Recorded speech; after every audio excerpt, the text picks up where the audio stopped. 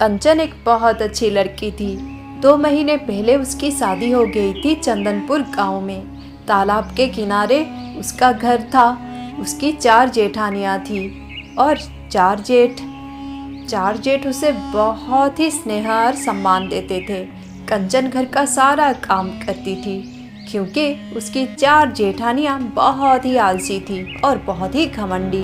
कंचन के परिवार से उनका परिवार थोड़ा अमीर था, इस वजह से उनके मन में बहुत घमंड था। ऊपर से उनके बाल बहुत घने और लंबे थे। पूरे गांव भर में उनके लंबे घने बालों की बहुत प्रशंसा होती थी।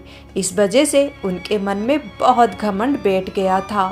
कंचन के बाल बहुत ही पतले थे, पर उसे लंबे बालों का बहुत शौक था। इसलिए वो हमेशा एक नकली चोटी बनाकर रखती थी, जिसका मजाक उसकी 4 जेठानियाँ हमेशा उड़ाती थी। बात बात पर उससे ताने दे देती थी, उसका अपमान करती थी और घर का सारा काम उसी से ही कराती थी। कंचन बहुत दुखी हो गई थी, पर उसके 4 जेठानियाँ बदलने का नाम ही नहीं ले रही थी। कितना काम करूँ मैं, सुबह से शाम तक काम करती रहती हूँ। मेरी चारों जेठानियाँ तो तनिक भी मेरी मदद नहीं करती हैं। और कितना काम करूँ मैं, सुबह नाश्ता बनाया और पानी भी लेकर आई तालाब से। तालाब तो इतना पास है, पर ये 4 महारानियाँ एक मटका पानी जाकर लेकर नहीं आ सकती। सारा काम मुझी से कराते हैं। मैं गरीब घर से हूँ ना, इसलिए। पर ये चारों कौन सा इतने बड़े राजा महाराजा के परिवार से आई हैं? पता नहीं खुद को क्या समझती है। पर मेरे घर में तो मुझे संस्कार मिला है कि बड़ों की सम्मान करना, मुंह पर कुछ ना बोलना। क्या करूं, कुछ बोलूंगी तो घर में कलेश शुरू हो जाएगा। और मेरे पति इतने अच्छे इंसान हैं। नहीं, मैं इस घर में कलेश लाना नहीं चाहती, इसलिए चुप रहती हूँ। 5 भाइयों में बहुत स्नेह था। ये बात कंचन को अच्छे से पता थी, इसलिए वो कुछ भी नहीं बोलती थी अपने चारों जेठानियों को। पर वो चारों जेठानियाँ सच में चुड़ैल जैसी थी बिल्कुल। कंचन कितना भी कुछ कर ले, उनको दिखाई नहीं देता था। दिन भर वो लोग कुछ ना कुछ बोलते थे और कंचन का मजाक उड़ाते थे, खास करके उसकी नकली चोटी का।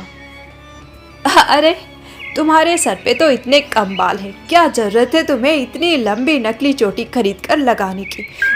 उस पर शैम्पू भी लगाती हो और रीठा सिकाकाई भी लगाती हो। तुम लोगों को पता है ये इस नकली बाल में रीठा सिकाकाई आंवला पीस कर लगाती है, सिलबट्टे में पीस कर।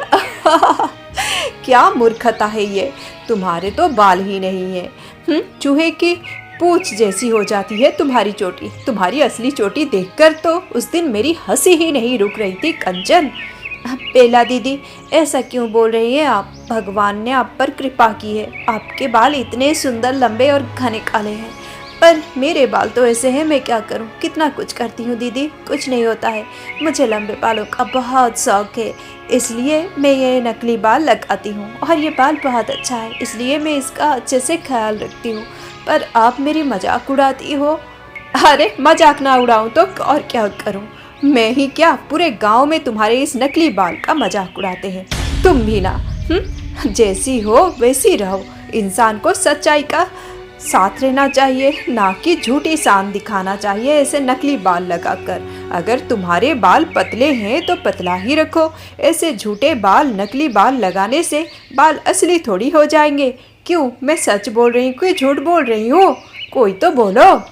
अरे दीदी, बेला दीदी बिल्कुल ठीक बोल रही हो, पर ये मूर्ख कंचन कहाँ समझेगी। ये नकली बाल लगाकर इसे लगता है ये रफंजल बन गई है बड़ी। देखो, तुम्हारे बाल तो चूहे की पूंछ के जैसी है। इस बात को तुम मान लो और सच्चाई के साथ रहो। ये नकली बाल लगाने की क्या जरूरत है? हाँ मल्लिका दीदी, बिल्कुल सच बोल रही हो। पर कंचन कहाँ सुनेगी महारानी। हम उसके जेठानियाँ ही नहीं, बड़ी बहन जैसी हैं। अच्छा ही बोल रही हैं, झूठी शान दिखा रही है नकली बाल लगाकर। अरे, गांव भर में सबको पता है कि तुम्हारे बाल नकली है, तो इतना नाटक करने की क्या जरूरत है? अरे, तुम लोग क्यों नहीं समझती हो, ये हमारी बराबरी करना चाहती है। समझ लो कंचन एक बात, एक तो तुम इतने गरीब परिवार से आई हो, ऊपर से हम लोगों को देखो, हमारी तो बात ही अलग है। खानदानी परिवार से आए हैं हम लोग, और हमारी सुंदरता और ये लंबे घने बाल, क्या ही कहना, बिल्कुल राजकुमारियाँ रानियाँ जैसी लगती हैं हम।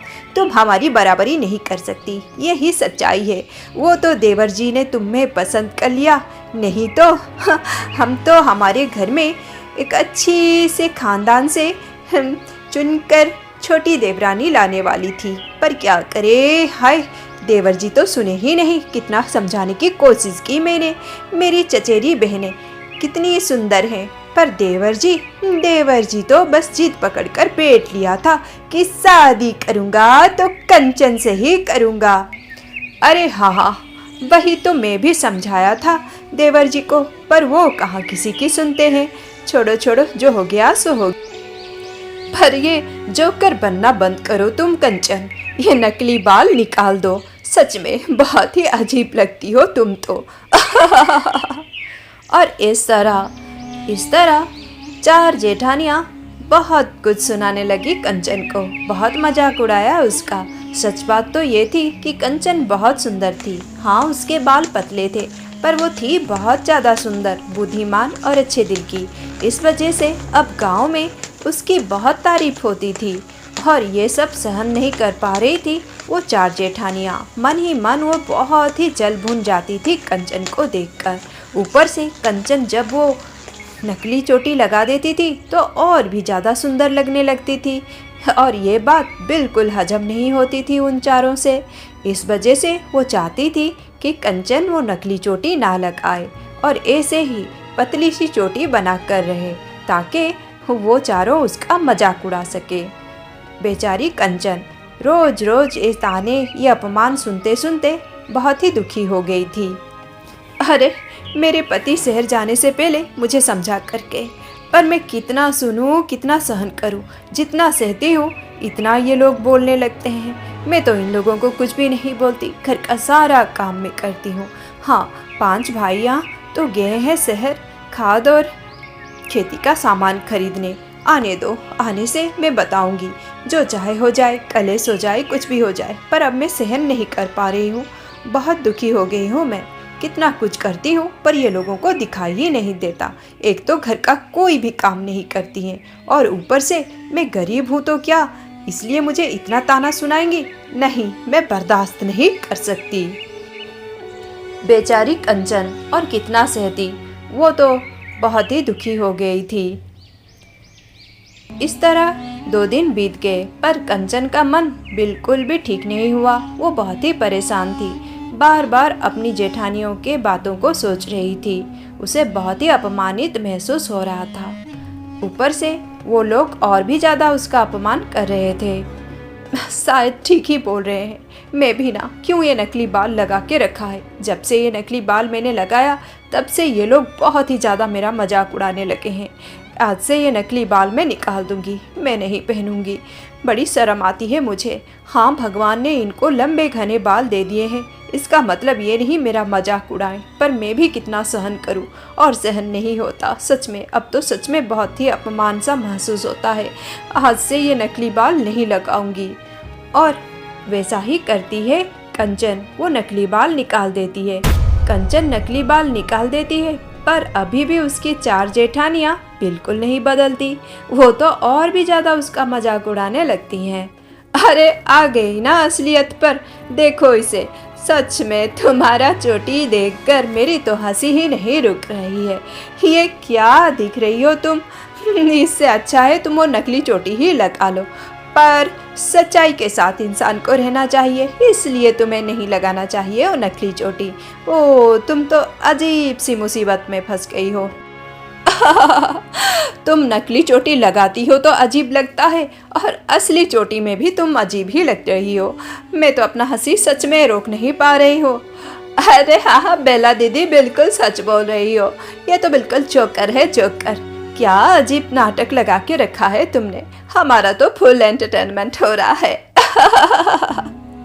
दीदी, जब से ये सब घर में चल रहा है ना, तब से मैंने तो मोबाइल देखना ही बंद कर दिया है, रील्स देखना बंद कर दिया है। यही हमें मज़ा देती है, एंटरटेनमेंट मिलता है इसे देखकर। बिल्कुल कार्टून जैसी है ये। और नहीं तो क्या, कभी नकली चोटी लगा लेती है, कभी असली चोटी में आ जाती है। बड़ी ही मज़ेदार है ये सब, सच में तुम तो हमारे लिए बहुत ही मनोरंजन करती हो छोटी। और इस तरह वो लोग और भी उसका मजाक उड़ाने लगे। जो बात कुछ भी नहीं था उसे वो लोग बतंगड़ बनाकर उसका और ज़्यादा मजाक उड़ा रहे थे और हंस रहे थे। बेचारी कंचन बहुत परेशान हो गई। सच बात तो ये थी कि ना उन्हें हंसी आ रही थी ना ही कोई मज़ा आ रहा था। वो लोग ऐसा कर रहे थे क्योंकि वो कंचन को दुखी करना चाहते थे, कंचन को कष्ट देना चाहते थे, क्योंकि मन ही मन वो लोग कंचन से जलते थे। ऐसा ही होता है, अगर कोई इंसान अच्छा होता है तो कुछ दुष्ट लोग उसे जलते हैं और उसका मजाक उड़ाते हैं, अपमान उड़ाते हैं, उसका मनोबल तोड़ने के लिए। पर इंसान को समझदार होना चाहिए। पर कंचन थी थोड़ी मूर्ख। वो उनके बातों को दिल पर ले लेती थी और रोती थी। उस दिन भी कंचन बहुत रोने लगी। अरे मैं कुछ भी करूं, ये लोग मेरा मजाक उड़ाना बंद ही नहीं करते। क्या करूं, मुझे कुछ समझ में नहीं आता है। कितना कुछ करती हूँ, मेरा मन इतना अच्छा है, सबके साथ मैं अच्छे से बर्ताव करती हूँ, कभी किसी के साथ बुरा नहीं करा। पर प्रभु क्यों मेरे साथ ऐसा हो रहा है? मेरा न्याय कीजिए, इन सबको सबक सिखाइए। इतने दिन तक मैं सहती रही, पर अब मुझसे बर्दाश्त नहीं हो रहा है। उस दिन कंचन बहुत रोने लगी और वो बहुत दुखी हो गई थी। कुछ देर बाद वो तालाब की ओर जाने लगी। चलो एक मटका पानी लेकर आ जाती हूँ तालाब से। वो तालाब के पास गई। गांव वाले बोलते थे कि वो एक जादुई तालाब है, उस तालाब में कुछ अद्भुत सी शक्ति है। पर कंचन इस बात को विश्वास नहीं करती थी। पता नहीं क्यों गांव वाले बोलते हैं कि यह तालाब कुछ जादुई है, इसमें कुछ जादुई शक्ति है, पर मुझे विश्वास नहीं है इन सब बातों पर। पता नहीं क्या है क्या नहीं है। मेरी दादी माँ मुझे कितना सारा कहानी सुनाती थी कि ऐसे जादुई तालाब में परी होते हैं, जल परी होते हैं, जो अच्छे दिल के इंसान का मन की बात को पूरी कर देते हैं। काश इस जादुई तालाब में कुछ ऐसा ही शक्ति होता जो मेरे मन की बात को पूरी कर देता। मुझे तो बस लंबे घने लंबे बाल चाहिए। कोई जाल परी आता और मेरे बालों को लंबे घने बना देता तो मुझे कितना अच्छा लगता। पर ये सब तो कहानियों की बात है, मैं भी ना पगली हूँ। चलो मैं जल्दी से नहा लेती हूँ और यहाँ से जाती हूँ। तभी कुछ अद्भुत सा होता है। जिस पेड़ के पास वो खड़ी थी, अचानक से वो पेड़ हिलने लगता है। कुछ अद्भुत सा होता है उस पेड़ में और एक आवाज़ आती है, कंचन, कंचन बिटिया। अरे ये कौन बोल रहा है? हे भगवान, गांव वाले सच ही तो नहीं बोल रहे थे? हाँ, जादुई तालाब। और ये क्या, ये कहाँ से आवाज़ आ रही है? मुझे नहीं रहना चाहिए यहाँ पर। चलो मैं चलती हूँ। रुक जाओ कंचन, कंचन बिटिया डरो मत, कुछ नहीं करूँगी मैं तुम्हें। तुम्हारा मन इतना अच्छा है और एक अच्छे इंसान के साथ कोई बुरा नहीं कर सकता। मैं तुम्हारे लिए ही प्रकट हो रही हूँ, ठहरो। कंचन रुक जाती है वो बातें सुनकर और वो स्तब्ध होकर खड़ी रहती है। तभी अचानक से कुछ अद्भुत होता है। उसके सामने जो पेड़ था वो जीवंत होकर बोलने लगता है, कंचन, तुम्हारा मन बहुत अच्छा है, पर क्या तुम मेरी मदद कर सकती हो बिटिया? क्या, ये क्या देख रही हूँ मैं? पेड़ बातें कर रहा है। हे भगवान, ये क्या हो रहा है? कहीं मैं पागल तो नहीं हो गई हूँ? अरे बिटिया, तुम ऐसा क्यों बोल रही हो? तुम बिल्कुल सही हो, बस मेरी मदद कर दो बिटिया। एक काम करो, मटके में थोड़ा पानी लाकर मेरे ऊपर डाल दो। मुझे बहुत प्यास लग रही है बेटी, क्या तुम मेरी मदद नहीं करोगी? हाँ हाँ, मैं ज़रूर करूँगी आपकी मदद। फिर कंचन एक मटके में पानी लाती है और पेड़ में पानी डाल देती है। फिर वो पेड़ों के चारों तरफ को साफ कर देती है। पेड़ बहुत खुश हो जाता है। कंचन, तुमने बहुत अच्छा काम किया है। इसका इनाम मैं तुम्हें दूंगी। जाओ उस तालाब में जाओ। जब तुम एक डुबकी लगाकर उठोगी तो देखोगी क्या चमत्कार हुआ है। आप ये क्या बोल रही हैं? मुझे तो कुछ समझ में नहीं आ रहा है। देखो कंचन, तुम्हारा मन बहुत ही अच्छा है। और हाँ, गांव वाले सच ही बोलते हैं, ये जादुई तालाब है और इस तालाब में एक अच्छे मन वाले इंसान की इच्छा मनोकामना पूर्ण हो जाती है। तुम्हारा मन बहुत अच्छा है। जाओ बेटी जाओ, एक डुबकी लगा लो, फिर देखना तुम्हें जो लंबे घने बाल चाहिए ना, तुम्हें मिल जाएंगे। क्या ऐसा हो सकता है? हाँ बेटी, हाँ हो सकता है। तुम्हारा मन बहुत अच्छा है। ये तालाब तुम्हारे लिए जादुई असर करेगा। जाओ। और उस जादुई पेड़ की बात सुनकर कंचन तालाब में जाती है और जब वो एक डुबकी लगाती है तो सच में चमत्कार हो जाता है। उसके बाल जो बहुत ही पतले थे अचानक से लंबे घने और काले हो जाते हैं। वो बहुत आश्चर्यचकित हो जाती है और बहुत ही खुश हो जाती है। सच में ये तो बहुत ही अद्भुत सा चमत्कार था। कंचन बहुत खुश हो जाती है और खुशी खुशी वो अपने घर आ जाती है। उसके ये असली लंबे घने बाल देखकर उसकी 4 घमंडी अहंकारी जेठानियाँ स्तब्ध रह जाती हैं, आश्चर्यचकित हो जाती हैं। अरे ये क्या, सच में ये तो इसके असली बाल है। ये कैसे हो गया? जादुई तालाब का असर। क्या बोल रही हो कंचन? हाँ, कहीं तुम हमें मूर्ख तो नहीं बना रही हो? नहीं नहीं दीदी, मैं तो सच्ची बोल रही हूँ। जो मेरे साथ हुआ मैं वैसा ही बोल रही हूँ आप लोगों को। देखो ना दीदी, मेरे लंबे घने बाल में बहुत खुश हूँ, बहुत खुश हूँ। अरे ये क्या, इसके बाल तो सच में इतने लंबे और घने हो गए हैं और ये बोल रही है कि जादुई तालाब के वजह से ये सब हो गया। हाँ, गांव वाले तो बोलते हैं कि वो तालाब जादुई तालाब है, पर ये सब कैसे हो गया मुझे कुछ समझ में नहीं आ रहा है। चारों बहुएं तो स्तब्ध होकर रह गई थी, क्योंकि अब कंचन के बाल उनके बालों से ज़्यादा लंबे घने और काले हो गए थे और ज़्यादा सुंदर दिख रही थी कंचन। और चारों के तो होश ही उड़ गए थे। चारों बहुएं सीधा उस तालाब के पास गई। अरे ये जादुई तालाब है और इसके वजह से ही कंचन के बाल इतने लंबे घने और काले हो गए हैं। हमसे ज़्यादा लंबे घने और काले इतने से बाल थे उसके। अद्भुत चमत्कार हो गया है दीदी।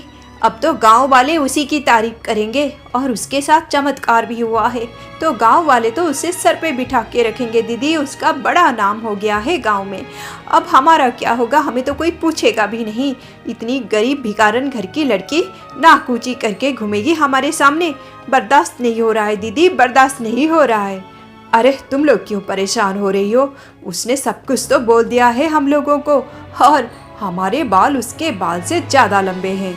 जैसा उसने किया वैसा हम भी करेंगे और देखना हम सबके बाल भी उससे ज़्यादा लंबे हो जाएंगे, क्योंकि हमारे बाल तो पहले से ही बहुत लंबे हैं, है कि नहीं? तो उसने जैसा किया, चलो हम सब भी ऐसा ही करते हैं। वो तो बोल रही थी किसी पेड़ ने उसी की मदद की थी, शायद यही वो पेड़ था। चलो हम पेड़ से बोलते हैं। फिर वो चारों बहुएं वो पेड़ से अनुरोध करने लगती हैं। अरे तुम लोग क्यों मुझे परेशान कर रही हो? ओहो, इतना परेशान क्यों कर रही हो? मैं अपने मन मर्जी से आती हूँ, ऐसे परेशान ना किया करो। मैं तो ना आती, पर तुम चारों मेरे नाक में दम कर दिया है। बोलो क्या चाहिए तुम लोगों को? इतना सारा पानी डाल रही हो मेरे ऊपर और साफ सफाई तो हो गई है इस जगह की, और क्यों दिखावे के लिए कर रही हो तुम चारों? पेड़ माता हम पर भी कृपा करो ना। हमारी देवरानी पर तो आपने कृपा कर दी। उसके बाल इतने लंबे घने और सुंदर हो गए, हमसे ज़्यादा सुंदर हो गए। हमको और भी लंबे घने बाल चाहिए।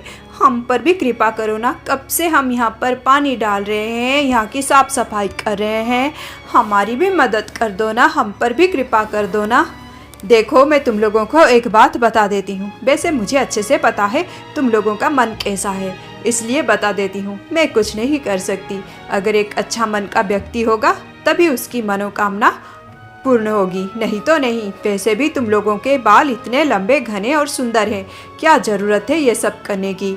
मुझे नहीं लगता कि ये जादुई तालाब तुम्हारे लिए कोई भी असर डालेगा, इसलिए तुम यहाँ पर डुबकी लगाने की कोई ज़रूरत नहीं। तुम लोग चले जाओ यहाँ से। भगवान ने जितना तुम्हें दिया है उतने में खुश रहो। अरे अरे, इतना सेवा किया तुम्हारा, हाँ अब थोड़ा आशीर्वाद दे दो हमें। और भला क्या मांग रहे हैं जो इतना नखरे कर रही हो तुम?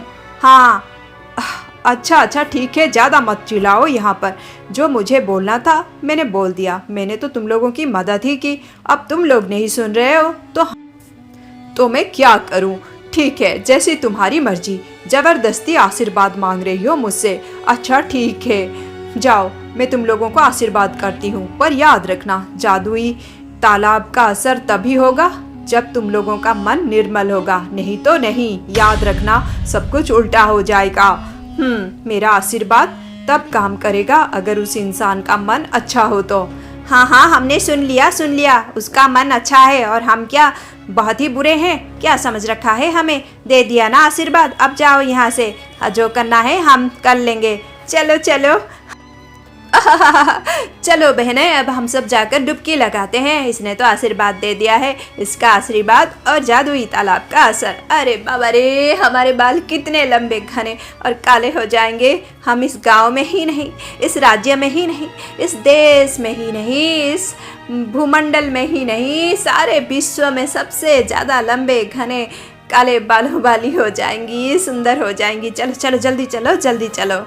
और फिर क्या था, चारों बहुएं तालाब के अंदर जाती हैं और जब वो चारों बहुएं डुबकी लगाकर उठती हैं तो वो बिल्कुल ही स्तब्ध रह जाती हैं। उनकी तो बोलती ही बंद हो जाती है, होश ही उड़ जाते हैं। ये क्या हो गया है उनके साथ? उनके लंबे घने बाल जो थे उनके पास पहले से, वो तो गायब हो गए हैं और उनकी चोटी बिल्कुल चूहे की पूंछ जैसी हो गई है, गायब हो गई है। और ये क्या हो गया है? वो चारों बहुएं बार बार डुबकी लगाने लगती हैं पर कुछ ठीक नहीं होता। वो पेड़ से भी आकर अनुरोध करती हैं पर पेड़ उनके सामने प्रकट ही नहीं होती है। ये क्या हो गया है उनके साथ? ऐसा ही तो होना था। पेड़ ने तो उनकी मदद करने की कोशिश की थी पर कुछ लोग, हाँ, जो बुरे लोग होते हैं वो कभी नहीं बदलते और उन्हें उनका कर्म का फल मिलता है। ऐसा ही हो गया था उनके साथ, उनको उनके कर्म का फल मिल गया था।